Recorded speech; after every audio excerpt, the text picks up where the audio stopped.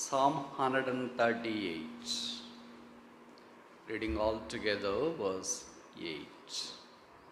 138వ కీర్తన 8వ వచనం. చదవగలిగిన వాళ్ళు నాతో పాటు చదవండి. యెహోవా నా పక్షమున కార్యం సఫలం చేయును.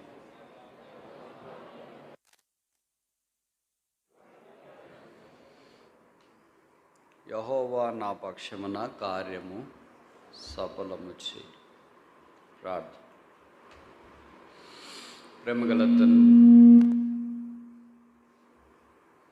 ప్రేమగల తండ్రి, యేసుక్రీస్తు ప్రభు వారి పరిశుద్ధ నామమును బట్టి మీకు స్తోత్రాలు. మమ్మను మరలా కరుణించి ఈ ప్రభు దినాన సాయంకాలము నీ సాన్నిధ్యంలో దివ్య సందేశం కొరకు చేరవటానికి ఇచ్చిన అవకాశాన్ని బట్టి వందనాలు చెల్లిస్తున్నాం. మాయడ మీకున్న తలంపుల విస్తారములు, మాయడ మీరు జరిగించే కార్యములు ఎంతో దొడ్డవి. మా కార్యములు సఫలపరచు దేవుడు గనుక ఎట్టి పరిస్థితుల్లోనైనా నీ సంధిలోకి వచ్చే అవకాశం ఇచ్చినారు. బెరాకా హయత్ నగర్ను బట్టి స్తోత్రాలు. ఏర్పాటు చేసిన చిన్న మంద దీపస్తంభము, మకమకలాడుచున్న అవిసనారు నొత్తిని మీరు ఆర్పరు గనక వందనములు. ఎన్నో పరిస్థితులు కూడా తీసుకుని వెళ్ళి కాపాడి సంరక్షించినారు. మిమ్మల్ని స్తుతిస్తున్నాం. దాస్ ఇమ్మాన్యుయల్ గారి కుటుంబాన్ని బట్టి వందనాలు. కలిసి పనిచేస్తున్న బాధ్యత గల సహోదరులు, స్థానిక సంఘంను బట్టి వందనాలు. చుట్టుపక్కల సంఘాల నుండి ఇది నన్ను కొంతమంది రావడానికి మీరు సహాయం చేసినారు. వాతావరణం ప్రతికూలంగా ఉన్నా మీ మీద ఆశ చేత, మక్కువ చేత మీ పాదాల దగ్గర కూర్చుండి కొన్ని మాటలు వినాలని, ట్రాఫిక్ అంతరాయాలున్నా మీరు కరుణించి కృప చూపించినారు. ఆన్లైన్లో కూడా కొంతమంది జాయిన్ కావడానికి మీరు సహాయం చేసినారు. పాటల ద్వారా ఇచ్చిన ప్రోత్సాహాన్ని బట్టి వందనాలు. మీ వాక్యం కూడా దయచేయి. రక్షణ లేని వారు రక్షణ పొందనట్లు చేయి. రక్షించబడి ఆ విషయాలు వెనుకని చేసి కృంగిపోయిన వారిని కరుణించి లేవనెత్తమని ప్రార్థిస్తున్నాం. ఇంటర్మీడియట్ పరీక్షలు రాస్తున్నారు. కొన్ని స్థలాల్లో వారికి అవసరమైన సహాయం చేయండి. కొంతమంది పోటీ పరీక్షలు రాస్తున్నారు. వారి కృప చూపించి ఉత్తీర్ణులుగా చేయండి. కొంతమంది కౌన్సిలింగ్ కొరకు కనిపెడుతున్నారు. మంచి బ్రాంచ్, మంచి కాలేజీలో సీట్ దయచి. కొంతమంది ఉద్యోగాల కొరకు ఎదురు చూస్తున్నారు. వివాహాల కొరకు, ట్రాన్స్ఫర్స్ కొరకు, ప్రమోషన్స్, రీలొకేషన్, ఇలాగ మీ ఆశీర్వాదం కొరకు, పిల్లల కొరకు ప్రతి ఒక్కరా మీరు తీర్చి మహిమ తెచ్చుకో. కొంతమంది పాశ్చాత్య దేశాల్లో చదవటానికి కొరకు ప్రార్థించి ప్రయత్నిస్తున్నారు. అలాంటి వారికి కూడా మార్గం తెరవండి. పరిస్థితులు అనుకూలపరచమని మేము ప్రార్థిస్తున్నాం. మీరు అందరిని ఎరిగిన దేవుడు కనుక మీరే దృష్టించు. నన్ను మీ రక్తం చేత కడిగి పరిశుద్ధపరచు. ఇంకా ఆశీర్వాదం కరమైన సమయం మాకు అనుగ్రహించు. వందనములు చెల్లిస్తే యేసు ప్రభు నామమున స్తుతించి ప్రార్థిస్తున్నాము తండ్రి. ఆమేన్.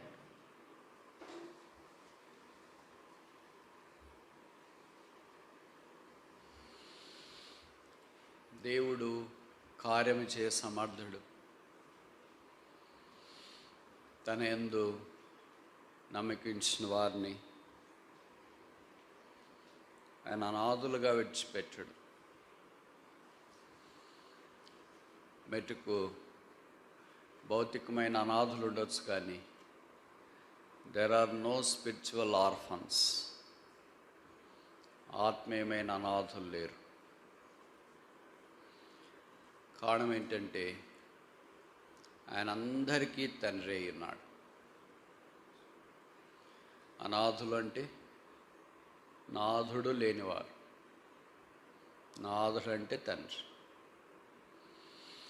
కనుక మనకి యేసుక్రీస్తు ప్రభు తండ్రి అయి ఉన్నాడు, దేవుడై ఉన్నాడు. ఆయన అందు విశ్వాసం ఉంచిన వారందరూ ఇలాంటి భాగ్యములోనికి చేరవచ్చు. నేను ఈ పదం వాడుతున్న భాగ్యము. నిజంగా దేవుని ఎరుగుట ఒక భాగ్యం. అండ్ భాగ్యవంతులు బైబిల్లో కొంతమంది ఉన్నారు. ఆశ్చర్యం ఏంటంటే ఎవరు భాగ్యవంతులా అనుకుంటాం, అలాగే ఎవరు భాగ్యవతులు అనుకుంటాం. పాతకాలంలో ఇలాంటి పేర్లు పెట్టుకునేవాళ్ళు, భాగ్యరాజు, భాగ్యవతి. ఇప్పుడు అలాంటి పేర్లు పోయినాయి. 4 అక్షరాల పేర్లు పోయి 3 అక్షరాల పేర్లు వచ్చినాయి. 3 అక్షరాల పేర్లు పోయి 2 అక్షరాల పేర్లు వచ్చినాయి. అక్షరం లేని పేర్లు కూడా వస్తాయేమో తెలియదు.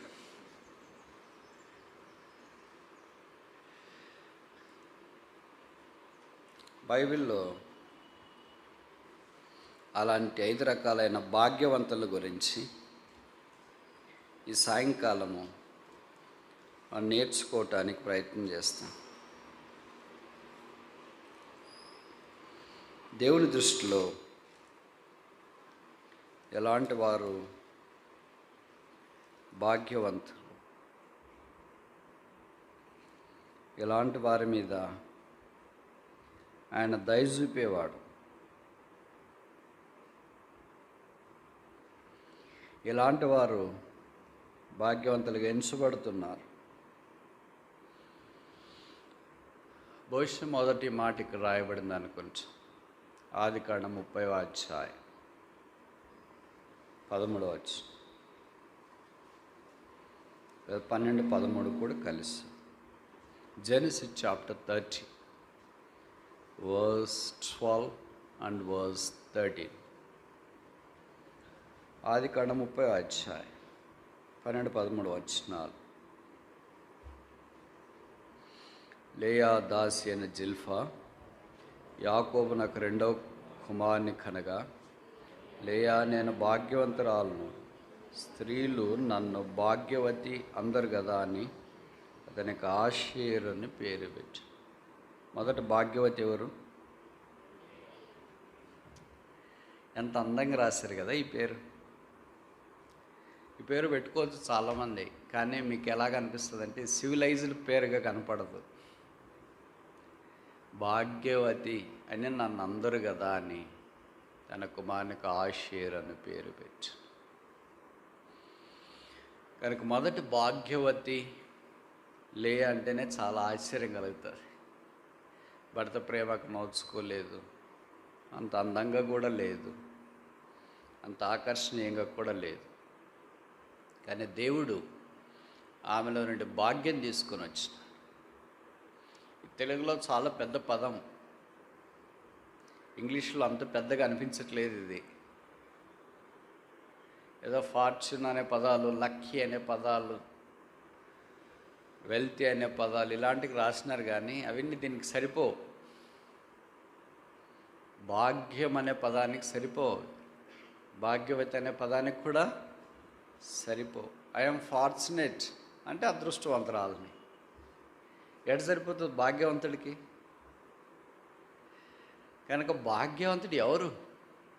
5 మందిని జ్ఞాపకం చేస్తా. ఇక్కడ మొట్టమొదట లేయా యెహోవా వల్ల నేను కుమారుని కంచను అనుకొని నా పేరు ఇప్పుడు భాగ్యవతి. మనకు భౌతికంగా ఇలాంటి భాగ్యం లేకపోయినా ఆత్మ సంబంధమైన భాగ్యాలు దేవుడు సిద్ధపరిచినాడు. మొదటిది ద్వితీయోపదేశకాండం, డిట్రానమీ.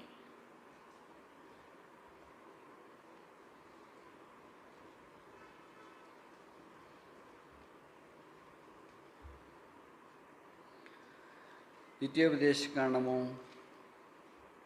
33వ అధ్యాయం 29. Deuteronomy chapter 33 verse 29. Deuteronomy chapter 33 verse 29.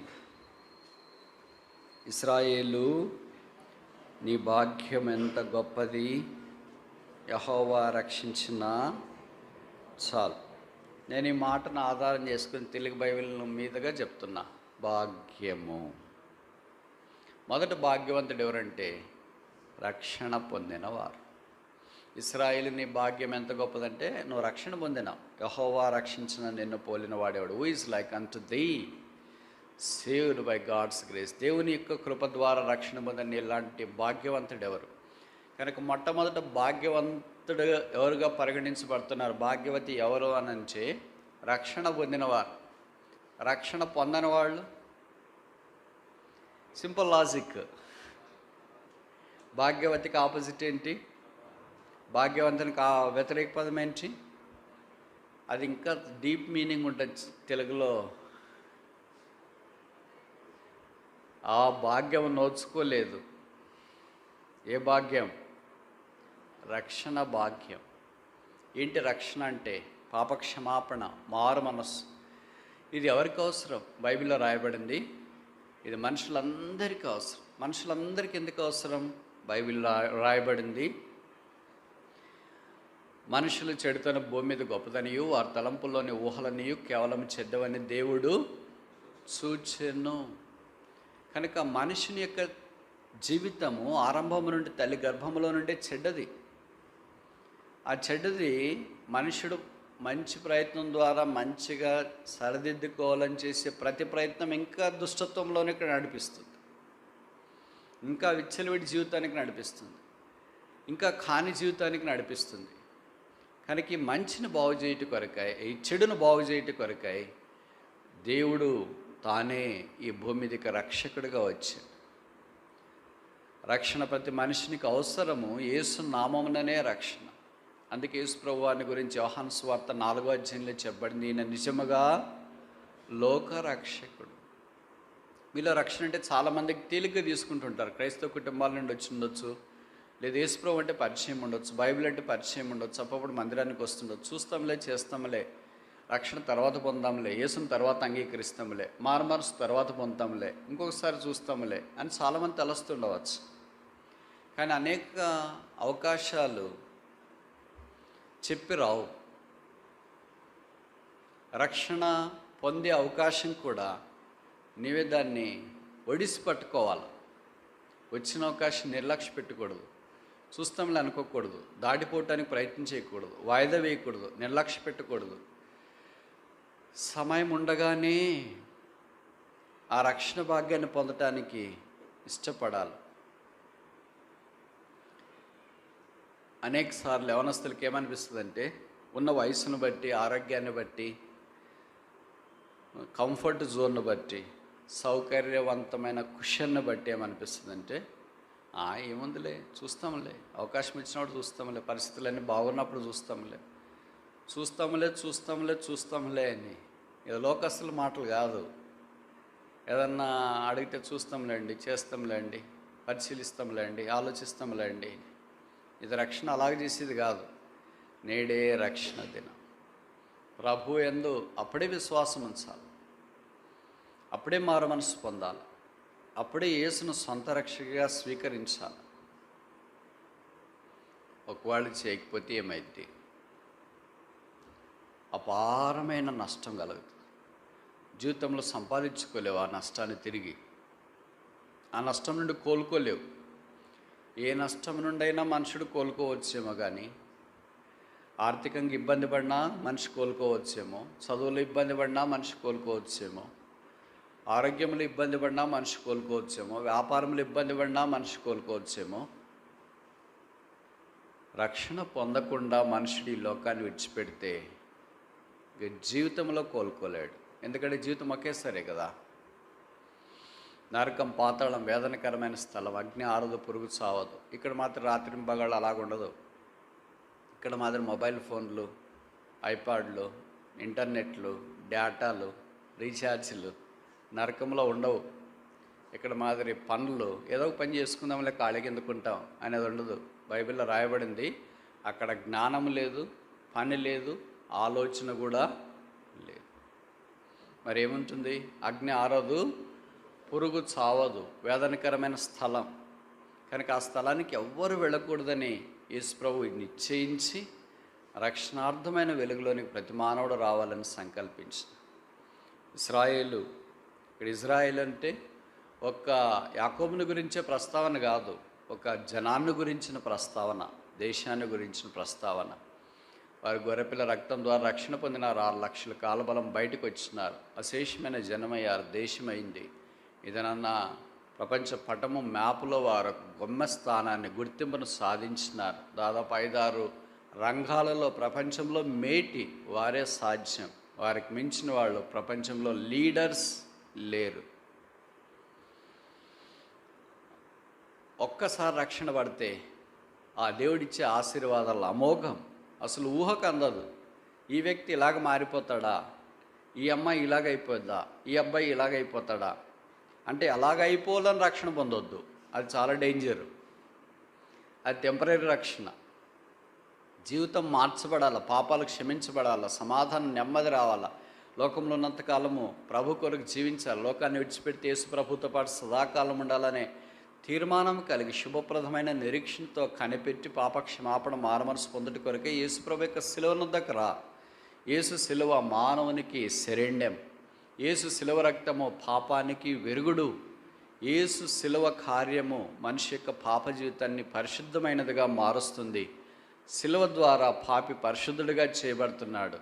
శిలువ మానవ జీవితానికి విశేషమైన ఆధ్యాత్మికమైన శక్తిని ప్రసాదిస్తుంది. కనుక ప్రభు అయిన యేసు యొక్క శిలువ ఏందో నమ్మిక ఉంచు. శిలువ ద్వారా పాపక్షమాపణ, శిలువ ద్వారా మోక్ష మార్గం, శిలువ ద్వారా సమాధానం, శిలువ ద్వారా సంతోషం, శిలువ ద్వారా పరలోక రాజ్య ప్రవేశం, యేసు ప్రభు యొక్క శిలువ ద్వారా నిత్యత్వము కొరకైన మార్గం. ఆ మార్గాన్ని నిరాకరించక, తృణీకరించక ప్రభు అయిన యేసునందు విశ్వాసం ఉంచాలని ప్రేమతో మీకు మనవి చేస్తున్నాం. ఇంకా యేసును అంగీకరించకపోతే నేడే రక్షణ దినం. అంగీకరించి ఆ ప్రభు కొరకు సాగిపోవాలని ప్రగాఢమైన ప్రభు యొక్క ఆశ, ఇష్టం, దయాపూర్వకమైన సంకల్పం. రక్షించబడిన తర్వాత నీ భాగ్యం ఎంత గొప్పది, నిన్ను పోలిన వాడు ఎవడనూ లేడు. ఈ దేవుడిచ్చిన వాగ్దానం. ఈ వాగ్దానం నెరవేర్పులోనికి మనం రావాలి. రక్షణ పొందిన తర్వాత ఆధ్యాత్మిక రంగాలలో, అలాగే భౌతికమైన రంగాలలో, నువ్వున్న స్థలాల్లో నీకు పోటీనే లేకుండా ఉండాలి. అంటే అర్థం ఏంటి? నువ్వు ఒకటే క్లాస్లో ఉండాలని కాదు. అలాగే అనుకుంటా పోటీకి లేకుండా ఉండాలంటే ఒకే సీట్ ఉండాలా అని, అది కాదు. అంటే ప్రభు అన్నాడు ద్వితీయోపదేశకాండంలో, నీవు తలగా ఉందో కానీ తోకగా ఉండవు, నువ్వు పైవాడవుగా ఉందో కానీ క్రిందివాడవుగా ఉండవు. ఇజ్రాయెల్ దేశం ఎప్పుడైనా కిందదిగా ఉందే? తక్కువగా ఉందే? చిన్న దేశం, తెలంగాణ అంతా కూడా లేదు నాకు తెలుసు అనుకుంటా. ఇప్పటిదాకా ప్రపంచంలో సాధించిన నోబెల్ ప్రైజెస్ 200 మంది పైచిలుకున్నారు. వారిలో సగానికి పైన యూదులే. ఇదొక వైపు. అదే సమయంలో ఇప్పటిదాకా ప్రపంచ దేశాల్లో ఏ దేశం పొందనంత శ్రమ పొందిన దేశము ఇజ్రాయెల్ దేశం. వారికి అలాంటి శ్రమల గుండా వెళ్ళిన దేవుడు అవకాశం ఇచ్చినాడు, ఆధిక్యతలు ఇచ్చినాడు.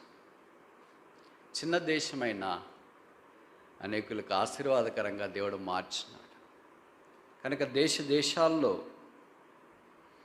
దేవుడు నిన్ను కూడా విరివిగా వాడుకోవాలని కోరుతాడు.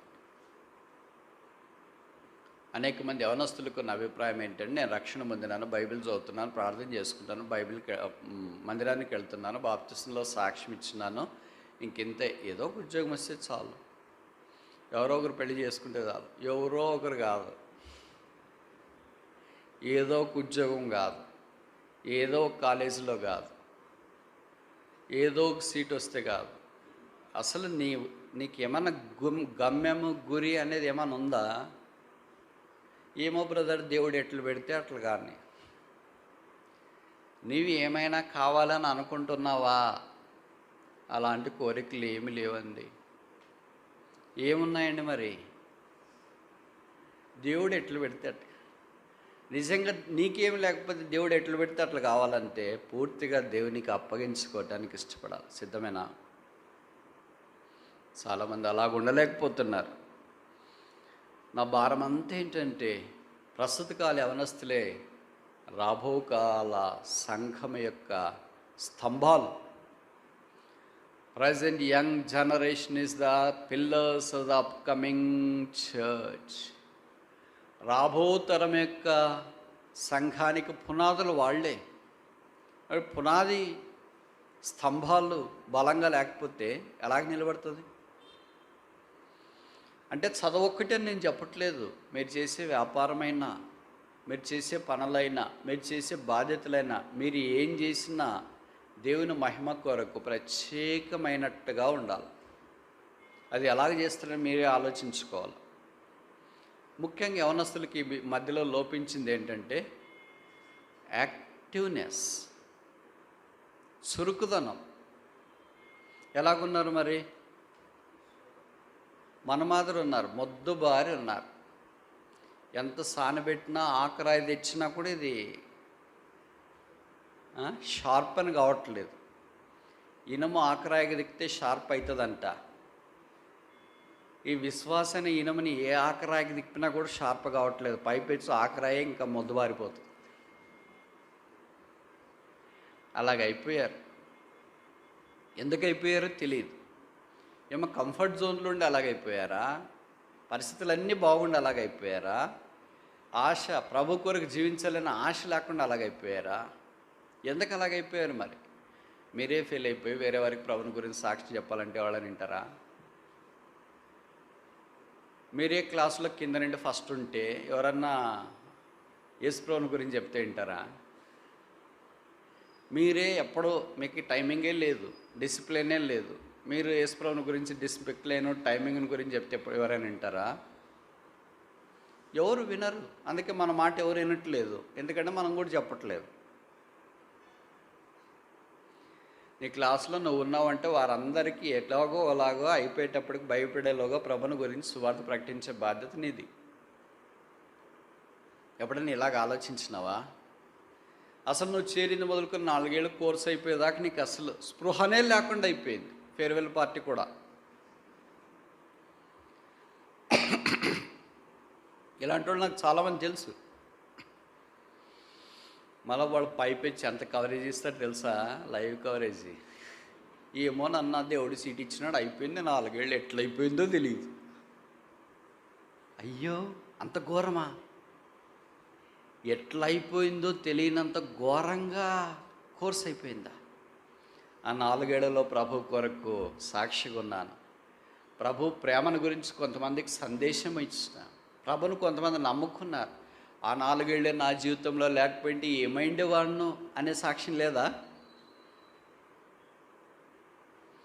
అనేది లేకపోయింటే ఎంత విషాదకరం. కనుక దేవుని జనమా, యవనస్తులు ముఖ్యంగా ఇంటర్మీడియట్ అంటే +1 +2 చదువుతున్న వాళ్ళు, మీరు ఇక్కడే అమ్మ చుట్టూ డాడీ చుట్టూ తిరగాలని ప్రయత్నం చేయొద్దండి. Aim high.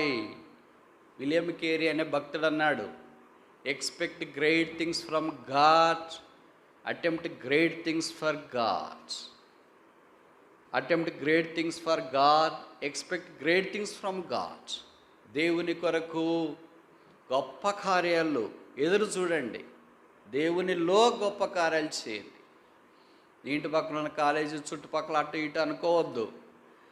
ఈ మధ్యలో కొంతమంది ఏమనుకుంటున్నారంటే బీటెక్ అయిపోయిన తర్వాత అమెరికా వెళదాంలే అనుకుంటున్నారు. అది ఓల్డ్ ఫ్యాషన్. ఎంఎస్కి వెళ్ళేది పాతకాలం. ఇప్పుడంతా న్యూ ట్రెండ్ ఏమో తెలుసా? ట్రెండింగ్. +2 అయిపోయిన వెంటనే అమెరికా. పెద్ద యూనివర్సిటీలు నీ కొరకు చేతులు చాపుకొని ఉన్నాయి, అర్రాలు చాపి పిలుస్తున్నాయి. స్టాన్ఫర్డ్, ప్రిన్స్టన్, ఎంఐటి, ఏల్, ఆక్స్ఫర్డ్, కేంబ్రిడ్జ్, ఇవన్నీ యూనివర్సిటీలు ఊరు పేర్లు కాదు. ఇవేంటి అనుకుంటున్నారేమో, హార్వర్డ్, ఇవన్నీ పిలుస్తున్నాయి. ఆశ ఉండాలా, ప్రయత్నం చేయాలా. ప్రభు కొరకు ఒక్క వ్యక్తి అక్కడ ఉండాలా, ప్రభు కొరకు సాక్షులుగా జీవించాలా, దేవుని కొరకు ఎన్నో ఘన కార్యాలు చేయాలా, లోకానికి విశేషమైన ఆశీర్వాదం తీసుకురావాలా. మీ అమ్మ కొంగ పట్టుకొని, మీ నా డాడీకి కొంగ పట్టుకొని మీరు తిరిగితే అలాగైతారని అనుకోవద్దండి.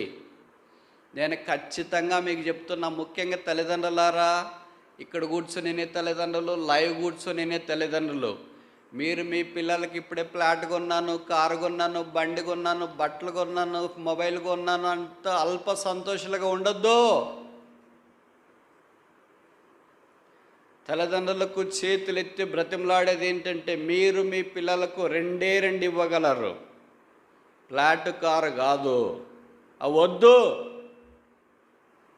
అవి ఇచ్చి చాలామంది మీరు చెడిపినారు, మీ పిల్లల్ని నష్టపరిచినారు. మీ పిల్లల్ని వాడు 10th క్లాస్ చదివేటప్పుడు, నీకు ఈ ప్లాట్ ఎల్బీ నగర్లో ఒకటి, దిల్షుక్ నగర్లో ఒకటి, హైటెక్ సిటీలో ఒకటి, గచ్చిబౌలిలో ఒకటి, అక్కడ ఒక బండి, ఇక్కడ ఒక బండి అని చెప్పేసి చెడిపేసినారు వాళ్ళని.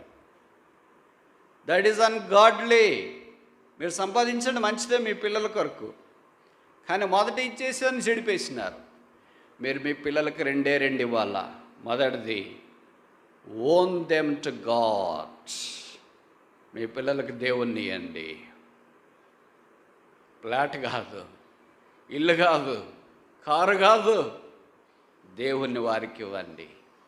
మీరు ఎలాగిస్తారో తెలియదు. ఇంటర్మీడియట్కి వచ్చేలోగా మీ పిల్లల్లో దేవుని గురించిన జిజ్ఞాస కలిగించండి. వారు ప్రభువుని అంగీకరించి రక్షణ పొందేటట్టు చేయండి. The best gift you can ever give to your kids is making them to own God. దేవుణ్ణి వారు స్వతంత్రించుకునేటట్లు చేయండి. దేవుని వారు అంగీకరించేటట్టు చేయండి. మీరు ఇది ఇవ్వకుండా హైదరాబాద్ అంతా మీ పిల్లలకి రాసిచ్చిన fit for nothing but eternal condemnation. చాలా తీవ్రంగా చెప్తున్నాను, తలంచొద్దు. ఉదయం బాధ ఇది. Number 2, give your children highest education possible. మీ పిల్లలకు చేతనైన దానికంటే ఎక్కువగా విద్యనివ్వటానికి ప్రయత్నం చేయండి.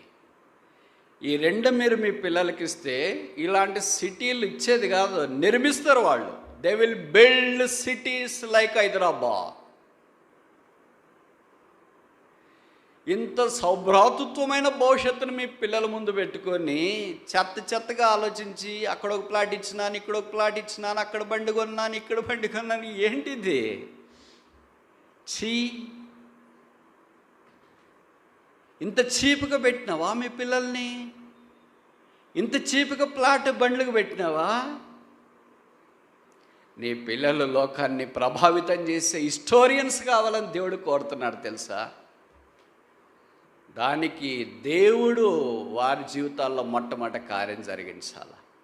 రెండవది, నువ్వు పస్తున్నా, బట్టలు లేకపోయినా, తిండి లేకపోయినా నీ పిల్లలకు ఉన్నతమైన స్థానంలో విద్యను అభ్యసించే అవకాశం ఇవ్వు. +2 చదువుతానికి ఇంకా ఇప్పుడు వస్తున్నారనుకోండి, ఇప్పటి నుండి నువ్వు ఆలోచించేయి. నా పిల్లల్ని డిగ్రీ కొరకు లేదా అండర్ గ్రాడ్యుయేషన్ కొరకు అమెరికాకా యూకేకా టాప్ 10 యూనివర్సిటీస్కి పంపించాలా. ఎన్ని కోట్లు డబ్బులుండే వాళ్ళ సంగతి నేను మాట్లాడుతున్నా, పేదల గురించి మాట్లాడలేదు. ఒకవేళ పేదలుగా ఉంటే మీరు ఏదైనా కష్టపడతారంటే అది మీ ఇష్టం. కానీ కొంతమంది ప్లాట్లు కొని, ఇల్లు కొని, కొడుకులకు అది రాసి ఇది రాయించి వాడిని ఇక్కడే పెట్టేస్తున్నారు. That's the greatest blunder you are making. అయ్యో బ్రదర్, మా కళ్ళు ఎదుటే చూస్తామండి. ఎంత స్వార్థం నిది. నీ కొడుకుని కనింది నీ కళ్ళెదుటే చూడటానిక, కూతురు కనింది నీ కళ్ళెదుటే చూడటానిక. ప్రభు అన్నాడు, నా కొరకు పెంచండి. Feed him for my sake. ఇలాంటి భక్తులు బైబిల్లో కొంతమందిని చూపిస్తే, చరిత్రలో కూడా నేను మీకు కొంతమందిని తెలియజేస్తా. మీ కొరకు పిల్లలు మీరు కన్నారు, మీ కొడుకు మీ కూతురు మీ దగ్గరే ఉన్నారు, మీరు వాళ్ళకి సహాయం చేసినారు, ప్లాట్లు ఇచ్చినారు, ఇల్లు ఇచ్చినారు, తర్వాత మిమ్మల్ని బాగా చూసుకున్నారు, చనిపోయినప్పుడు పాత పెట్టేసి వచ్చినారు, ఒక మెమోరియల్ సర్వీస్ పెట్టినారు, మీ సావుకు సంబంధించి ఒక CD యూట్యూబ్లో రిలీజ్ చేసినారు, సబ్స్క్రైబర్స్ వచ్చినారు, అంతటితో all vanished. What is the future? ఎవరికి తెలుసు నీ కొడుకున్నాడని? ఎవరికి తెలుసు నీ కూతురు ఉందని? వారి ద్వారా భూప్రపంచానికి ఏం ఉపయోగం ఉందని? ఇప్పుడు బైబిల్లో నేను కొన్ని ఉదాహరణలు చెప్పనా? లోకంలో కొన్ని ఉదాహరణలు చెప్పనా? మోషే తల్లిదండ్రులు సామాన్యులే. ఎబ్రీ పత్రిక 11వ అధ్యాయంలో చెప్పబడింది, విశ్వాసను బట్టి మోషే తల్లిదండ్రులు మోషేను ఆ భూమి మీదకి ఆ దినాలు తీసుకుని వచ్చి, వారికి విశ్వాసమే లేకపోయింటే కుమారుని తెచ్చిండేవాళ్ళు కాదు. 3 నెలలు దాచినారు. తర్వాత దాచడానికి శక్తి చాలక నైల్ నదిలో జంబుపెట్టులో వదిలేసినారు. దేవుడు మోషేకు మంచి చదువు ఇప్పించాలనుకున్నాడు. ఆ దినాల్లో ఈజిప్షియన్ యూనివర్సిటీకి మించిన యూనివర్సిటీస్ లేవు.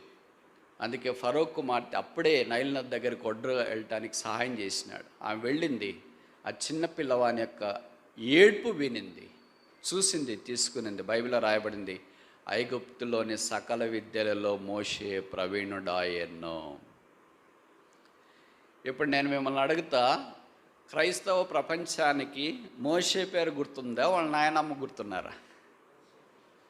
ఒకవేళ వాళ్ళ నాన్నమ్మగారు ఇలాగ అనుకున్నారనుకో, మా పిల్లని కూడా ఒక ప్లాట్ ఇస్తాము, ఒక బండి ఇస్తాము, ఈడే ఉంటాడు, మా చుట్టే ఉంటాడు, చచ్చిపోతే వచ్చి పాత పెట్టిపోతాడు అని. ఏమైంది అది మోసే సంగతి? ఎన్ని తరాలు మోసే పరిచర్యను మిస్ అయించాయి. బైబిల్లో మొదటి 5 పుస్తకాలు ఏమైంటాయి, తర్వాత మోషే మోషే మోషే అనే పేరు బైబిల్ అంతా ప్రతిధ్వనిస్తుంది. కొత్త నిబంధనలు యేసుప్రభువే చెప్పినాడు. యేసుప్రభు దగ్గరికి వచ్చి కొంతమంది అన్నారు, మీ కఠినత్వాన్ని బట్టి నేను ఇలాగ చెప్పాను, మోషే కంటే గొప్పవాడు ఇక్కడ. కనుక నేను చెప్పదలుచుకున్న సంగతి ఏంటంటే, ఏ తల్లిదండ్రులు అయితే తమ పిల్లల్ని కన్న తర్వాత ప్రభు మాకు ఇచ్చినాడు, తిరిగి మేము చదువు చెప్పించి ప్రభుకి అప్పగిస్తామని తీర్మానం చేసుకుంటారు, అలాంటి పిల్లల విషయమై ప్రభు పూచీకత్తు వహిస్తాడు. ఓకే, వాళ్ళని నాకు ఇచ్చేయండి, నేను చూసుకుంటా వీళ్ళ సంగతి. అలా కాకుండా మీరే మీ చుట్టూ తిప్పుకొని ఆ కోర్సు ఈ కోర్సు అది ఇదని ఇక్కడే చేర్పిస్తుంటారు అనుకో, ఇక్కడే ఉంటారు. ఇప్పుడు నేను కొన్ని ఉదాహరణలు చెప్పనా మీకు? ఇవన్నీ మీకు పని చేయటానికి చెప్తున్నా. ఒక్క వ్యక్తి ప్రపంచాన్ని కూడా మార్చగలడు.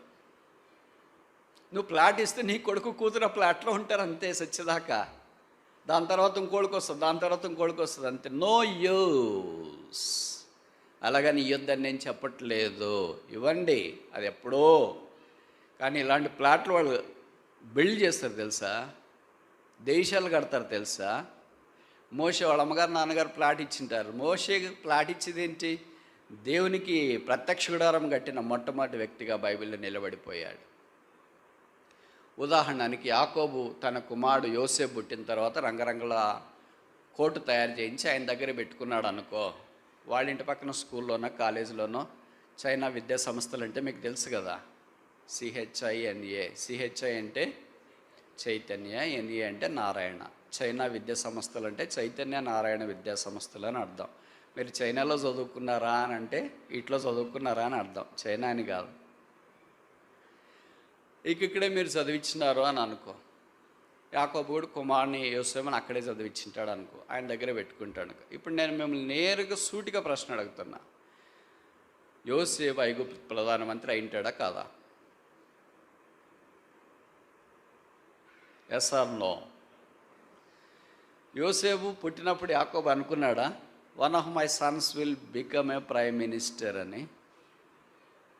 ఎవడని వచ్చి యాకోబుకి చెప్పినారు. 28వ అధ్యాయం ఆదికాండంలో యాకోబు ప్రయాణం అయిపోతుంటే వాళ్ళ అన్న దెబ్బకు భయపడి వాళ్ళ అమ్మగారు వెళ్ళిపోమంటే వెళ్ళిపోతూ ఉంటే రాత్రి నిద్రపట్టింది కదా. ఉదయం లేచిన తర్వాత, అన్న మీరు ఎక్కడికి వెళ్తున్నారు?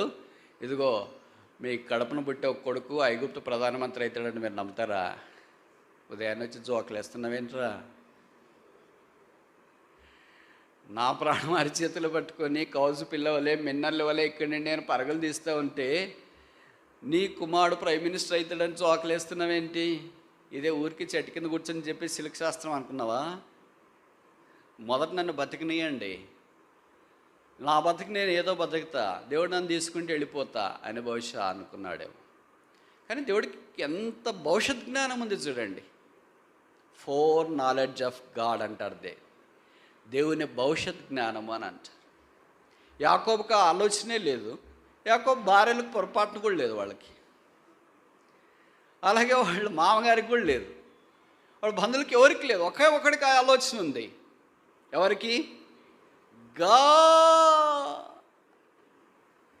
మిగతా అందరికి ఆలోచన ఉండి దేవునికి ఆలోచన లేదనుకో, వేస్టే. మిగతా అందరికి ఆలోచన లేదనుకో, దేవుడికి ఆలోచన ఉందనుకో, it's worth having a idea. మిగతా వాళ్ళంతా ఏదో గొర్రెలు కాస్తే జాలే, గొర్రెలు చూసుకుంటే జాలే. యాకోబు ద మ్యాక్స్ ఏమనుకున్నాడంటే, మిగతా నా కుమారులు గొర్రెలు కాస్తున్నారు కదా, వాళ్ళకి అప్పప్పుడు వెళ్ళి మీరేమంటారు, క్యారేజా, క్యారియరా, బాక్సా, ఏదో ఒకటి ఇచ్చేసి వస్తే చాలే నా కొడుకు అనుకున్నాడు. దట్స్ వాట్ ఆల్ ఈ expected the suitable job for Joseph. తండ్రి ప్రకారం యోసేపుకి సూటబుల్ జాబ్ ఏంటి? క్యారియర్ వాలా అంటారు బాంబేలో దాన్ని.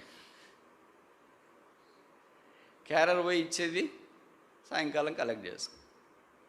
అలాంటి క్యారియర్ వాలా ఇతడు నా కొడుకు అనుకున్నాడు. ఏమయ్యాడు మరి? Prime minister. దేవుడు ఇలాంటి గొప్ప ఆలోచనలు కలిగి ఉంటాడు. మీరు వీటన్నిటిని నిరర్థకం చేయటానికి చాలామంది తల్లిదండ్రులు కంకణం కట్టుకొని కూర్చున్నారు. ఇప్పుడు మీరు టీవీలో వాక్యం లైవ్ చూస్తున్నారు, నాకు తెలుసు. అయ్యో అట్లేం లేదు బ్రదర్, మా పిల్లలు చదువుకుంటే ఎంతైనా చదివిస్తాం బ్రదర్. నిజమా బ్రదర్? అంత మీకు ఆలోచన ఉందా బ్రదర్? అంత దైవదృష్టి ఉందా బ్రదర్? అంత త్యాగం చేసేది ఉందా బ్రదర్? మరి అలాగైతే త్యాగం చేయండి, మరి అలాగైతే ప్రార్థన చేయండి, మరి అలాగైతే నిలబడండి, మరి అలాగైతే మీ పిల్లల్ని ఇప్పటి నుండి ఆలోచనలో పెట్టండి. మరి 10వ తరగతిలో ఉన్నప్పుడే పిల్లలకు మొట్టమొదటి ఇప్పటి నుండే నేర్పించండి. ప్రభుని గురించి చెప్పండి, ప్రభువుని అంగీకరించమని చెప్పండి. ప్రభు మార్గంలో వచ్చిన తర్వాత ప్రభు కొరకు నువ్వు ప్రపంచంలో అత్యుత్తమమైన విశ్వవిద్యాలయాల్లో చదవాలా. ఎందుకు చదవాలా అంటున్నానంటే, చదువు ఊరికి రాదు. ఆ చదువుతో నుండి ఆలోచనలు వస్తాయి, ఐడియాలు వస్తాయి. చిన్న చిన్న చూస్తుంటేనే ఐడియాలు వచ్చి వెలిగిపోతుంటే మనకి ఇంత ఉన్నా కూడా ఏం చదువుతున్నా ఏం ఎక్కదు. పైపెచ్చి ఎగ్జామ్ హాల్లోకి వెళ్ళిన తర్వాత ఎవడు కనిపెట్టినాడో రా ఈ ఈక్వేషన్, మా ప్రాణాలు పోతున్నాయి. కనిపెట్టిన వాళ్ళు ఏం తేలిగ్గా కనిపెట్టినారు, రాసేవాళ్ళకి మాత్రము ఎంత ఇబ్బందో. ఆర్కిమిడీస్, పైథాగరస్ ఎవడు కనిపెట్టినాడు కానీ మా ప్రాణాలు పోతున్నాయి అన్నాడు. కనిపెట్టిన వాళ్ళు ఎంత తేలిక కనిపెట్టారు. నాకు చాలా ఆశ్చర్యం వేసిన సంగతి. మనం ఎప్పుడో రైల్వే స్టేషన్లో కూర్చున్నాను. దేవా నీ జ్ఞానం ఉంటే ఎంతో వర్ధిల్లుతారు కదా. ఒక చిన్న ఆలోచనలు జీవితాన్ని మార్చినాయి. అసలు జీన్ మ్యాపింగ్ ఎలాగుంటుందో, డిఎన్ఏ ఎలాగుంటుందో, సీక్వెన్సింగ్ ఎలాగుంటుందో తెలియకుండా కేంబ్రిడ్జ్ యూనివర్సిటీలో కొంతమంది 3 స్నేహితులు వెళ్ళి రాత్రిపూట టీ తాగుతున్నారు. వాళ్ళకి రాత్రి పగలు ఒకటే రకంగా ఉంటుంది. అలా కాఫీ షాప్ అంటారు. కాఫీ తాగుతూ ఉంటే ఎదురెదురు కూర్చొని మన మాదిరి అనవసరమైన మాటలు మాట్లాడకుండా వాళ్ళు ఏదో సైంటిఫిక్గా మాట్లాడుతున్నారు. అంతలో ఎవరిలో సిగరెట్ తాగుతా పొగలంతా పైకి ఇస్తుంది. ఇవన్నీ టీ టీ డింగ్ డింగ్ డింగ్ డింగ్ అని పోతూ ఉన్నాయి. అంతలాగే అక్కడున్న ఒక విద్యార్థి అన్నాడు, రేఖ గ్లోరీ టు గాడ్, నేను ఒక విషయాన్ని కనుగొన్నాను. అరే ఏంటి కనుగొన్నావు? కాఫీ తాగుతుంటే ఏదో కనుగొన్నాను అంటావేంటి? సరే, ఇప్పుడు మనమైతే ఏం ఆలోచిస్తాము? మొదట కాఫీకి బిల్లు పే చేసే సంగతి ఆలోచించండి కదా. కానీ ఆ 3 స్నేహితులైతే డిఎన్ఏ స్ట్రక్చర్ ఇలాగుంది, మ్యాపింగ్ ఆఫ్ డిఎన్ఏ ఆయన బయటకు వచ్చినారు. ఆ 3 పేర్లు నాకంటే మీకు బాగా తెలుసు, క్రిక్స్, వాట్సన్, విలియమ్స్.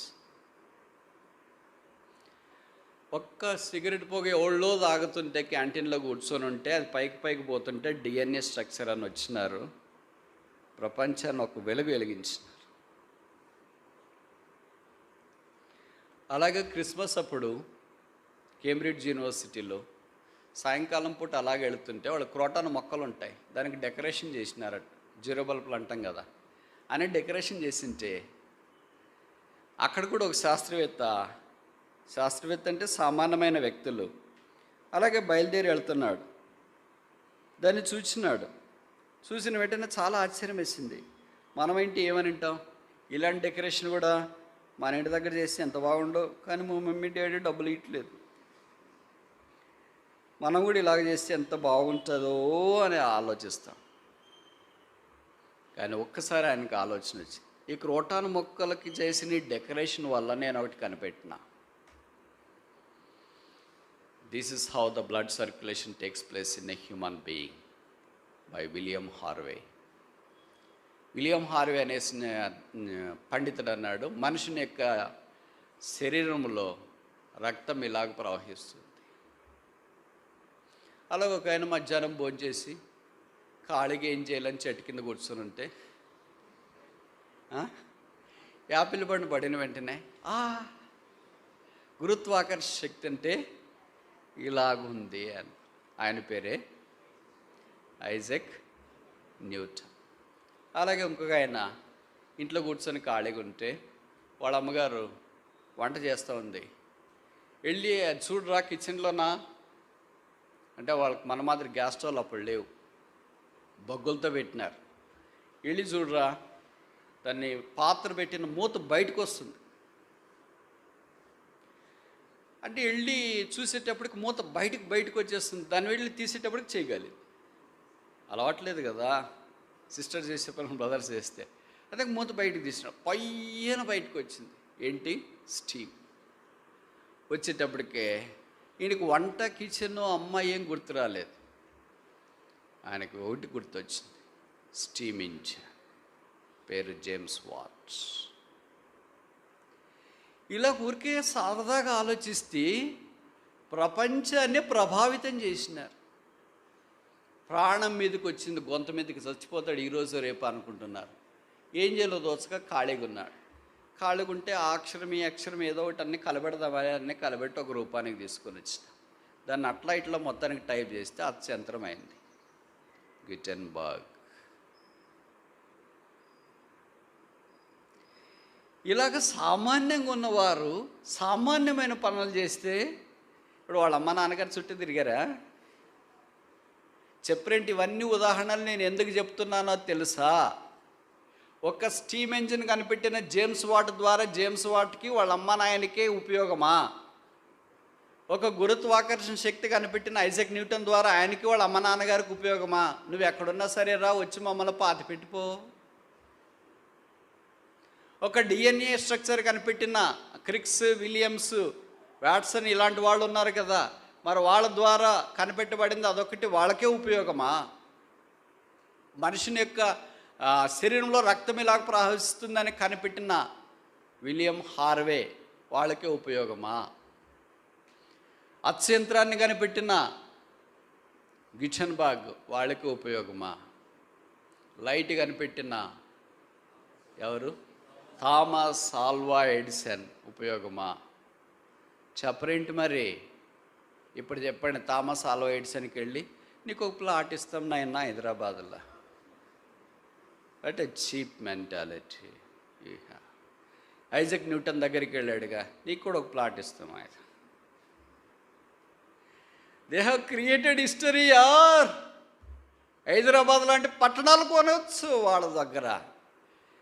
ఇప్పుడు నాకు అనిపించింది ఏంటంటే, రైల్వే స్టేషన్లో కూర్చుంటే, ప్రభువా ఒక్కొక్క వ్యక్తి ద్వారా ప్రపంచంలో ఎంతమందికి ఆశీర్వాదం తెచ్చాం. ఇన్యూమరబుల్. ప్రయోజనం పొందే వాళ్ళ సంగతి వదిలేయండి, లైట్ కింద కూర్చొని చదివే వాళ్ళ సంగతి వదిలేయండి, ఆ లైట్ను ఆధారం చేసుకుని బతికే వాళ్ళని మీరు ఆలోచించండి. ఎన్ని కోట్ల మంది బతుకుతున్నారు ప్రపంచంలో. దాన్ని తయారు చేసేవాళ్ళు మ్యానుఫ్యాక్చరర్స్, సేల్ చేసేవాళ్ళు అమ్మేవాళ్ళు, దాన్ని ఫిట్ చేసి బిగించే ఎలక్ట్రీషియన్స్, చూసే ఇంజనీర్లు, వీళ్ళు ఎంత వేల మంది ఎన్ని కోట్ల మంది బతుకుతున్నారు. అలాగే ప్రింటింగ్ ప్రెస్ ఆలోచించండి, ఎన్ని కోట్ల మంది బతుకుతున్నారు. అలాగే స్టీమ్ ఇంజిన్ ఆలోచించండి, ఎన్ని కోట్ల మంది బతుకుతున్నారు. ఒక్కడు కోట్ల మంది జీవనోపాధి కలిగించడానికి వన్ స్మాల్ డిస్కవరీ. ఇప్పుడు నువ్వు నీ కొడుకు ప్లాట్ ఇచ్చి కేటీఎం బండి ఇస్తే ఎన్ని కోట్ల మంది బతుకుతారు చెప్పు? క్రైస్తవ తల్లిదండ్రులారా ఎక్కడ మీరు? క్రైస్తవ తల్లిదండ్రులారా మీ భక్తి ఎక్కడా? క్రైస్తవ తల్లిదండ్రులారా మీ పిల్లలు ఇలాంటి ఆత్మ సంబంధమైన ఆశీర్వాదములోనికి వచ్చి ప్రపంచానికి చరిత్ర క్రియేట్ చేసేవాళ్ళకు ఉండాలని కోరేవారులారా ఎక్కడ మీరు? అయ్యయ్యో, ఎంతో పడిపోయాం. ఎంత పడిపోయామని చెప్పుకోవటానికి కూడా వీలు లేనంతగా పడిపోయాం.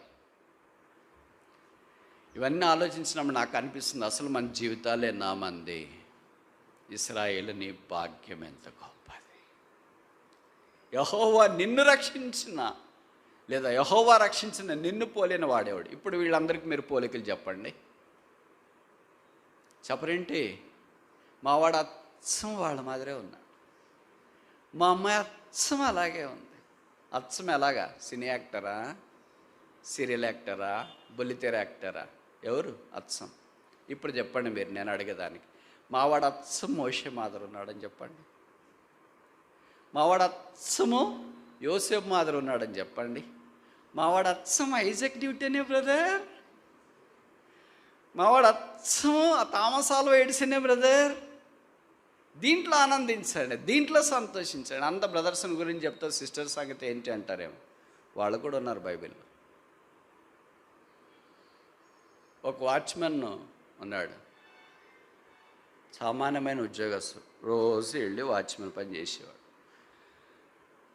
ఆయన కూతుర్ని పిల్లలు లేరు, దత్తత తీసుకున్నాడో లేదో ఒక అమ్మాయి ఆయనతో ఉండిపోయింది, బంధువుల అమ్మాయి. వాచ్మెన్ కూతురు ఏమవుతుంది అనుకుంటారు? ఏమవుతుంది? ఆయా అవుతుంది, వాచ్మెన్ అవుతుంది. అంతకంటే ఇంకెక్కువ ఏది? మామూలుగా మనం ఏమనుకుంటాం, టీచర్ పిల్లలు టీచరు, డాక్టర్ పిల్లలు డాక్టర్లు, యాక్టర్ పిల్లలు దిస్ ట్రూ ఎవరివేర్, ఇంజనీర్ పిల్లలు ఇంజనీర్లు. అబ్నార్మల్గా అయ్యేది చాలా అరుదు. అయితే బైబిల్లో ఒక చరిత్ర ఏం చెప్తుందంటే, వాచ్మెన్ కూతురు రాణి అయ్యింది. ఇదే నమ్ముతారా? నాకు తెలిసి ఇక్కడ ఎవరు వాచ్మెన్ లేరు అనుకుంటా, వినేవాళ్ళలో కూడా. మీరంతా పెద్ద ఆఫీసర్లే కదా, వినేవాళ్ళు కూడా. వాచ్మెన్ కూతురు రాణి అయితే వినే మీ ఆఫీసర్లు కూతురు కొడుకులు ఏం కావాలా? ఆ వాచ్మెన్ ఇప్పుడు మనకి తెలియజేస్తున్నాడు, సందేశం ఇస్తున్నాడు. నాలాంటి ఒక వాచ్మెన్ దేవుని నమ్ముకోగలిగితే, దేవుడు నాకు ఇచ్చిన కూతురు దేశానికి రాణైతే, మీలాంటి గొప్ప ఇంజనీర్లు, డాక్టర్లు, టీచర్లు, యాక్టర్లు, కండక్టర్లు, వీళ్ళందరి యొక్క పిల్లలు ఇంకేం కావాలా? వాళ్ళు భవిష్యత్ తల్లిదండ్రులు ఘోషిస్తున్నాం, కనీసం మా అంతన మా పిల్లలు అయితే చాలే బ్రదర్. అయ్యయ్యో, ఎంత తప్పిపోయారు. ఇవన్నీ నేను ఎందుకు చెప్తున్నానో తెలుసా? ఇది వాక్యం కాదే. వాక్యం చెప్పండి ఇది చెప్తున్నాడని కొంతమంది భక్తులు అనుకుంటారు. ఇదే వాక్యము. చెప్పనా? This is a practical word of God. ఒక వ్యక్తి దేవుని వాక్యాన్ని అంగీకరించిన తర్వాత ఆ వ్యక్తి జీవితం ఇతరులకు ఆశీర్వాదకరంగా ఉండాలి, లేకపోతే బహుశా ఆ వ్యక్తి ఉపయోగం లేదనుకోవచ్చు. ఇప్పుడు చెప్పిన శాస్త్రవేత్తలంతా దేవుని యందు విశ్వాసం ఉంచిన వారే. ఇప్పుడు వాళ్ళ ద్వారా దేశానికి, ప్రపంచానికి ఉపయోగం ఉందా లేదా? మీ కొడుకుల ద్వారా, మీ కూతుల ద్వారా, మీ ఇంట్లో వాళ్ళకి తప్ప ఎవరికైనా ఉపయోగం ఉందా లేదా? చెప్పరేంటి?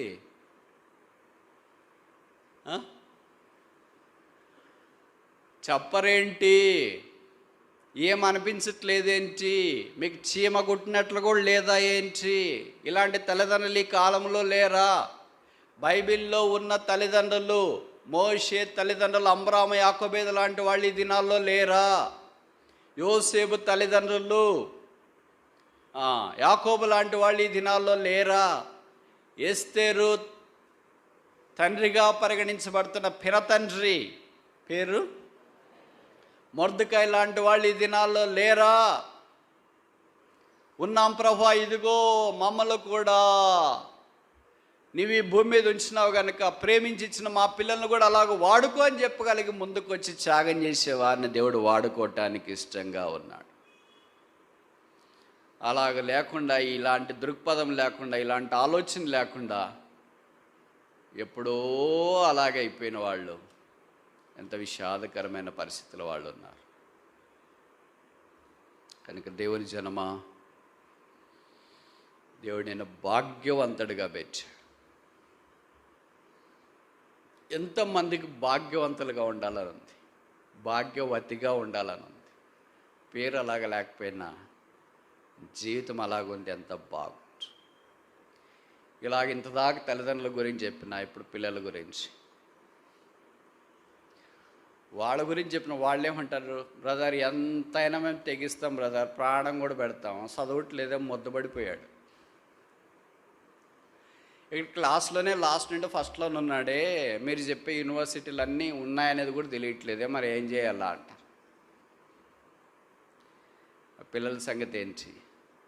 యవ్వనస్తులారా, ఎప్పుడైనా మీరు ఆలోచించినారా? ఇప్పుడు నుండే దూరదృష్టి కలిగి ఉండండి. 9th క్లాస్ 10th క్లాస్ నుండి మీరు ఆలోచించండి. బీటెక్ అయిపోయిన తర్వాత అమెరికాకు పోదాము అనేది ఓల్డ్ ట్రెండ్, అది అవుట్డేటెడ్ ఆల్మోస్ట్. ఇప్పుడు +2 తర్వాతనే ఈ అమెరికాలో కాలు పెట్టాలా.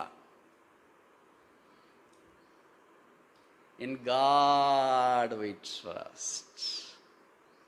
దేవుని యందు మేము నమ్ముతున్నామనే జేబులో డబ్బులు పెట్టుకొని తిరిగే దేశంలో మీరు ఉండాలి వద్దా?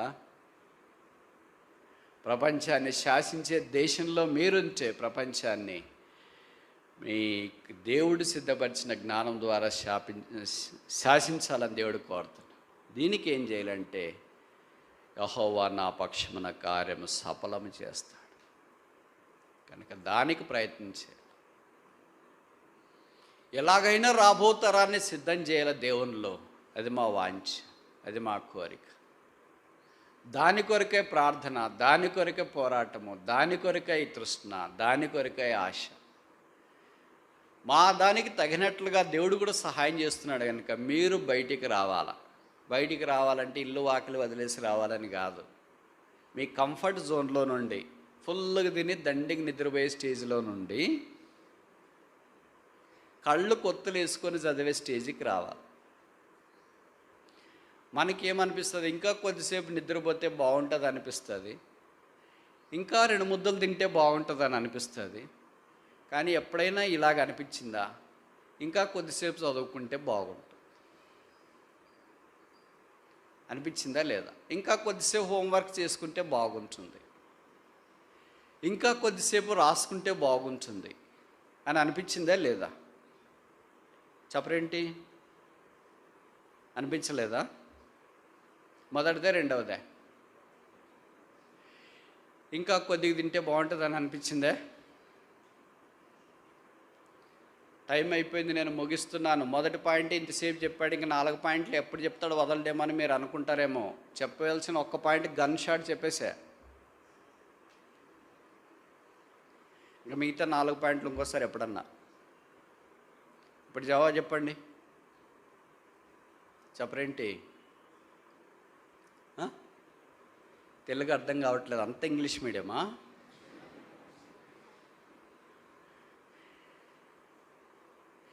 ఇంకా కొద్దిసేపు ప్రార్థన చేస్తే, ఇంకా కొద్దిసేపు బైబిల్ చదువుకుంటే, ఇంకా కొద్దిసేపు టెక్స్ట్ బుక్లు చదువుకుంటే, ఇంకా కొద్దిసేపు రాసుకుంటే, ఇంకా కొద్దిసేపు హోంవర్క్ చేసుకుంటే, ఇంకా కొద్దిసేపు మ్యాథ్స్ చేస్తే, ఇంకా కొద్దిసేపు ఫిజిక్స్ డయాగ్రామ్స్ వేస్తే, ఇంకా కొద్దిసేపు కెమిస్ట్రీ డయాగ్రామ్స్ వేస్తే, ఇంకా కొద్దిసేపు చదువుకుంటే ఎంత బాగుంటుంది అని ఎప్పుడైనా అనిపించిందా? దానికి వ్యతిరేకంగా చెప్తా, ఇంకా కొద్దిగా తింటే బాగుంటుంది, ఇంకా కొద్దిసేపు పడుకుంటే బాగుంటుంది, ఇంకా కొద్దిసేపు పిచ్చాపాట మాట్లాడితే బాగుంటుంది, ఇంకా కొద్దిసేపు వాట్సాప్లో సోషల్ మీడియాలో యాక్టివ్గా ఉంటే బాగుంటుంది అని అనిపించింది. ఈ రెండిట్లో కరెక్ట్ చెప్పండి, నేను తర్వాత పాయింట్ చెప్పి ముగించేస్తా. Yes or no? మొదటిదే రెండవదే? వెరీ గుడ్, రెండవది. Congratulations, well done. But don't keep it up, come out of it. It's good, it's true that you have recognised your weakness. మంచిది, మన బలహీనత మనం తెలుసుకుంటే తప్ప దాంట్లో నుండి బయటపడలేము. ఇప్పుడు మన బలహీనత ఏంటి? ఇంకా కొద్దిసేపు నిద్రపోతే బాగుంటుంది. మన బలహీనత ఏంటి? ఇంకా కొద్దిసేపు సోషల్ మీడియాలో యాక్టివ్గా ఉంటే బాగుంటుంది. మన బలహీనత ఏంటి? రుచికరంగా భోజనం వడ్డించినారు కనుక ఇంకా కొద్దిగా తింటే బాగుంటుంది. ఇంకా ఇంకోటి ఏదో మర్చిపోయినాం. సోషల్ మీడియా అయిపోయింది, నిద్ర అయిపోయింది, భోజనం అయిపోయింది, పానం అయిపోయింది, పిచ్చపాట అయిపోయింది, అన్నీ ఇంకా కొద్దిసేపు చేస్తే బాగుంటుంది అని అనుకుంది. ఇప్పుడు వీటన్నిటికీ చెక్ పెట్టాలి. అర్థమైందా? నేను కొన్ని ప్రోగ్రామ్స్ చేసిన స్టూడెంట్స్కి మన సెంట్రల్ గవర్నమెంట్ తరపున. ఆ ప్రోగ్రామ్స్ ఉద్దేశం ఏంటంటే కొంతమంది బ్రైట్ స్టూడెంట్స్ని భారతదేశపు సైంటిస్టులుగా తయారు చేయటానికి అది ప్రోగ్రాం ఉద్దేశించింది. ఓకే, ఆ ప్రోగ్రాంలో ఒక మెంటర్ని పర్సనాలిటీ డెవలప్మెంట్ కొరకు పిలవాలి. నేను ఇప్పటిదాకా షాక్ తెలుసా, ఆయన పెద్ద ఇన్స్టిట్యూట్ పెట్టినాడు, ఆయనకి పర్సనల్ ఫోన్ లేదు. పర్సనాలిటీ డెవలప్మెంట్ మీద ఆయన ఇన్స్టిట్యూట్ పెట్టినాడు, క్లాసులు తీసుకుంటున్నాడు పిల్లలకి. ఆయన ఎవరో కూడా నాకు తెలియదు, బట్ నేను ఆర్గనైజర్ని. ఇలాగొచ్చిన పిల్లల్లో ఒక అమ్మాయి నా దగ్గరకు వచ్చింది ఒకరోజు అయిపోయిన తర్వాత, సార్ ఒక చిన్న అడ్వైస్ సార్ అని. చెప్పమ్మాయి అన్న. సార్ పలానా సార్ పర్సనాలిటీ డెవలప్మెంట్ మీద బాగా చెప్తాడు సార్, మీరు పిలిపియండి సార్, చాలామందికి ఎంకరేజ్గా ఉంటుందని. సరే వాళ్ళు చెప్పిన వెంటనే మనం సరే అంటలేం కదా, చూడాలి కదా. సరే పేరేంటి, పలానా అని చెప్పింది. అమ్మాయి వెళ్ళిపోయిన తర్వాత మన రిసోర్సెస్ మనకు ఉంటాయి కదా, యూట్యూబ్. సో అక్కడ వెళ్ళి చెక్ చేసినాం. బాగా చెప్తున్నాడు, చాలా కుర్రాడు, బ్రైట్, వెరీ యంగ్, డైనమిక్, మాకంటే చిన్నాడు. It's no worries. సరే ఎట్లా కాంటాక్ట్ కావాలంటే ఆయనకు ఫోన్ లేదు. ఈ దినాల్లో కూడా ఫోన్ లేకుండా ఒక ఇన్స్టిట్యూట్ని మెయింటైన్ చేస్తున్నాడా? స్టన్నింగ్ తెలుసా? మరి ఆయన కాంటాక్ట్ కావాలంటే ఏంటి? వాళ్ళ ఇన్స్టిట్యూట్లో ఆఫీస్ ల్యాండ్ ఫోన్ ఉంటుంది, నో మొబైల్. ల్యాండ్ ఫోన్కి ఫోన్ చేస్తే అక్కడెవరో ఆఫీస్ స్టాఫ్ పికప్ చేసుకుంటే వాళ్ళు ఆయనకి మెసేజ్ పాస్ చేస్తే, ఆయన వీళ్ళకి మెసేజ్ పాస్ చేస్తే, అది వాళ్ళు నాకు పాస్ చేస్తే ఎప్పుడయ్యేది? అట్లా చేసినాం. మొత్తానికి యూనివర్సిటీకి వచ్చినాడు, ఆయన క్లాస్ డెలివర్ చేసినాడు. తర్వాత పిల్లలంతా చాలా సంతోషపడినారు. అప్పుడు ఆయన క్లాసులో చెప్తే ఏం చెప్పాడంటే, నేను ఆ మాట చెప్తున్నందుకు మీరు ఏమనుకోవద్దండి, చాలామంది విద్యార్థులు బాగుపడాలంటే మొబైల్ ఫోన్కి దూరంగా ఉండాలా అని చెప్పాడు. ఇంకోసారి చెప్పనా? వద్దులే బ్రదర్, చేదుగా ఉంది అంటారా? It's true. చాలామంది విద్యార్థులు బాగుపడాలంటే మొబైల్ ఫోన్కి, ముఖ్యంగా స్మార్ట్ ఫోన్కి, మామూలు మొబైల్ ఫోన్ ఉంటే పర్లేదు, బట్ చాలా పనులు జరగాలి కదా బ్రదర్. జరగాల, మనం ఆ పనుల కొరికే వాడుకోలేం కదా, మనకి బలహీనతలు చాలా ఉన్నాయి కదా. ఆ చాలా బలహీనతలు ఏం చేస్తాయంటే, ఒక చిన్న విషయము మామూలుది కూడా, మేము పలానా వాక్యం ఇప్పుడు సిద్ధపడాలా అని తీస్తామనుకో, ఒకే వాక్యం, భాగ్యవంతులు అనే వాక్యం అనుకో, దీంట్లోనే మాకు సాతాను ఎన్ని డైవర్షన్స్ తెస్తాడు తెలుసా? ఆ టాపిక్ తప్ప మిగతా టాపిక్లు అది ఇది అయిపోతుంది. చివరికి గంట సేపు అయ్యేటప్పటికి ఇంపార్టెంట్ టాపిక్కి రాలేము. అంటే ప్రిపేర్ అయిన పాయింట్ ఎక్కడుందో ఏం కదా అది ఎదుక్కునే రిఫరెన్స్ రాలేము, అప్పటికి టైం అయిపోతుంది. ఇంత వాక్య పరిచయం అయ్యండి, ఇంత వయసులో ఉండే ఫోకస్డ్గా ఒక టాపిక్ మీద ఇంతసేపు ఆ మెటీరియల్ మేము అక్యుములేట్ చేసుకోలేకపోతుంటే, ఒక స్మార్ట్ ఫోన్ లాంటిది ఈ ఎలక్ట్రానిక్ గాడ్గెట్స్ అన్నీ పెట్టుకొని ఒక యవ్వన దశలో ఉన్నప్పుడు నీకు తెలియకుండానే నువ్వు డివేట్ అయిపోతుంటావు అంతే. తర్వాత ఎప్పుడో తెలుస్తుంది నువ్వు ఎక్కడో చేరిపోయినావు అని. అప్పుడు నీకు అనిపిస్తుంది, అసలు నేను ఎందుకు స్టార్ట్ చేసినాను, ఇది ఎందుకో స్టార్ట్ చేసినాను,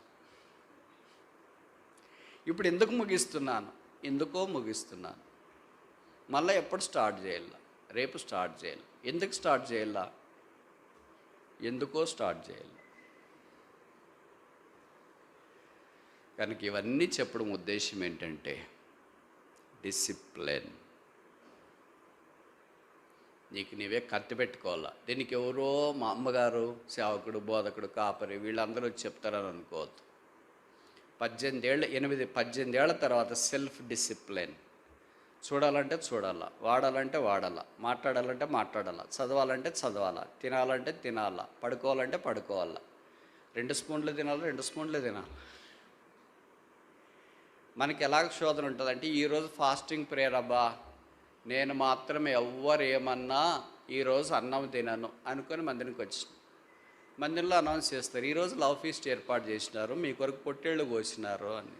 అబ్బా, ఇర్రెసిస్టిబుల్ టెంప్టేషన్. ఇదేం రా దేవుడా నాయన, అసలు నేను ఫాస్టింగ్ ప్రేయర్ చేసుకోవాలని వస్తే అసలు నాకు తెలియదు సేవకుడు ఇలాగ అనౌన్స్ చేశాడు, పొట్టేళ్ళు కోసారంట, ప్రేమ విందంట. అంతలాగా సరే, మనకి అంతరంగంలో పోరాటం జరుగుతుంటుంది. మన పోరాటానికి పాజిటివ్గా సపోర్ట్ చేసేవాళ్ళు వచ్చి చెప్పరు, భుజం మీద చేసి, ఆ తమ్ముడు నువ్వు ఫాస్టింగ్ కదా, మంచిది నాన్న, వెళ్ళడానికి కీప్ ఇట్ అప్, వెళ్ళిపో తొందరగా అని చెప్పరు. వచ్చేం చెప్పు, రే ఆకు తీసుకో అని నిలబడి క్యూలో, కాదు అంకల్ నేను ఈరోజు ఫాస్టింగ్ ఇంకా పర్లేదులే రేపటి నుండి చేస్తాను. అబ్బా అంకులే చెప్పినాడు ఇట్లా. అంతలో ఇంకో ఫ్రెండ్ వస్తాడు, ఏంట్రా వచ్చేసి ఇక్కడికి. ఇన్ని టెంప్టేషన్స్ తట్టుకొని ఎలాగ నిలబడతాడు? Gone our discipline. ఇలాంటివి ఎన్నున్నాయో జీవితంలో. ఇదంతా ఎందుకు చెప్తున్నాను విషయాలనంటే, ఒక్క విషయంలో నీకు నియంత్రణ లేకపోతే మిగతా విషయాల్లో నీకు నియంత్రణ రావడం కష్టం. ఇది నీ చదువుకు పునాది, ఆధ్యాత్మికతకు పునాది. A person who has no discipline can never be a devoted Christian. ఒక క్రమశిక్షణ లేని వ్యక్తి ఒక దైవత్వం కలిగిన వ్యక్తికి ఎప్పుడు మార్చబడలేరు. మీరు బైబిల్లో ఏ క్యారెక్టర్నైనా చూడండి, ప్రపంచంలో వర్ధిల్లి చెందిన ఏ క్యారెక్టర్నైనా చూడండి, దే హ్యాడ్ ఆల్ డిసిప్లైన్. ఎవరో వాళ్ళకి చెప్పరు, బెత్తం తీసుకుని వచ్చి ఎవరో కొట్టరు, ఎవరో వాళ్ళని పడుకుంటే లేపరు, ఎవరో వాళ్ళ స్టడీ అవర్స్ అని ఏం బెటరు, వాళ్ళకు. ఇప్పుడు ముగించక మనం చెప్పండి మరి, దీంట్నింటి ఇక్కడ కన్వర్ట్ అయిదామా వద్దా? దేన్నండి? సోమరితనం నుండి ఇంకా కొద్దిసేపు పడుకుందాము, ఈ పని రేపు చేస్తాంలే, ఈ హోంవర్క్ రేపు చేస్తాంలే, ఈ ఫిగర్స్ రేపు వేసుకుందాంలే, ఈ చదవంతా రేపు చదువుకుందాంలే అనే దాని నుండి ఇంకా కొద్దిసేపు యాక్టివ్గా ఉందాంలే సోషల్ మీడియాలో, ఇంకా మంచి బట్టలు కొందాంలే, ఇంకా పాషింగ్ లేదు, ఇది ఇంకా డేంజరు. అర్థమైందా? నీ కాన్సన్ట్రేషన్ దెబ్బతీస్తే ఇవన్నీ నీకు తెలియట్లేదు. అయ్యో బ్రదర్, మంచి బట్టలు కట్టుకుని బాగుండాలి కదా, షుడ్ లుక్ గ్రాండ్ కదా బ్రదర్, ఈ షుడ్ లుక్ గ్రాండ్. బట్ ఒక్కసారి నువ్వు దానికి అలవాటు అయిపోతే అదే నీకు అనిపిస్తుంది. ఏ బట్టలు వేసుకోవాలి, ఏ డ్రెస్ వేసుకోవాలి, ఎట్లా దూకోవాలి, ఎట్లా కుమ్ చేసుకోవాలి, ఎట్లా ఫేషియల్, ఈ సెలూన్ బాగుందా, ఆ సెలూన్ బాగుందా, అది బాగుంది. ఇప్పుడు పేర్లు మార్చేశారు. అంతకుముందు ఏమి ఎయిర్ కటింగ్ షాప్ అనేవాళ్ళు, ఇప్పుడు ఏమన్నారు? సాలూన్. ఇంకా దానికి ఏం పేరు పెట్టారు? స్పా. పేర్లు మార్చి బిల్లు పెంచుతున్నారు. కానీ 50 రూపాయలకి కటింగ్ చేసేవాళ్ళు మేము పిల్లప్పుడు. ఇప్పుడు అన్ని పేర్లు మార్చేస్తున్నారు. కానీ ఇంతకుముందు కటింగ్ చేసేవాళ్ళు, జాగ్రత్తగా కటింగ్ చేసేవాళ్ళు. ఇప్పుడు ఇన్ని దగ్గరికి వెళితే తల మీద కొట్టి పంపిస్తున్నారు. దెబ్బ దెబ్బ దెబ్బ దెబ్బ దెబ్బ దెబ్బ డబ్బులు ఇచ్చి కొట్టించుకున్నట్టు. దీనికి ప్రజలు క్యూ కట్టినారు. నేను విషయం ఏం చెప్తున్నానంటే, ఒక్కసారి భౌతికమైన వాటి కొరకు మనసు ఆపేక్షిస్తే దాని మీద మనసు ఉంటుంది, దాని మీద మనసు ఉంటుంది, దాని మీద మనసు ఉంటుంది, దాని మీద మనసు ఉంటుంది. ఫోకస్డ్ థింగ్స్ మీద మనసు లేకుండా అయిపోతుంది. కానీ మీరు యవనస్తులు బాగా గుర్తుపెట్టుకోవాలా, నువ్వు కరెక్ట్ జీవితంలో దైవత్వంలో ముందుకు సాగిపోగలవా లేదా అనే దానికి నేను లిట్మస్ టెస్ట్ కొన్ని పాయింట్లు చెప్తా. నీకు తిండి మీద దృష్టి ఉందనుకో, ఎక్కువ నిద్ర మీద ఆశ ఉందనుకో, ఎక్కువ డిసిప్లిన్ లేదనుకో, ఎక్కువ బట్టలు ఫ్యాషన్ వీటన్నిటి మీద ఆశ ఉందనుకో, ఎక్కువ ఎక్స్పోజర్ మీద ఇవన్నీ ఆశ ఉందనుకో, దీని అంతా అర్థం ఏంటంటే డాష్. అర్థమైంది కదా మీకు బాడీ లాంగ్వేజ్? అలా కాకుండా ఆపోజిట్, నీకు అన్నం అంత ఎక్కువ ఇష్టం లేదు, బట్టలు అన్నా కూడా ఏమంత ఎక్కువ ఇష్టం లేదు, నిద్ర అన్నా కూడా ఏమంత ఎక్కువ అనిపించడం లేదు, సోషల్గా కూడా అంత ఎక్కువ ఏమి నీకు అనిపించట్లేదు అని అన్నారనుకో, దీనంతా అర్థం ఏంటంటే you are in the right track of being a witness to Christ. ఇప్పుడు మీరు డిసైడ్ చేసుకోండి ఏ ట్రాక్లో ఉన్నారు. ఇశ్రాయేలు నీ భాగ్యం ఎంత గొప్పది. I come before you today, and there's just one thing that I want to say.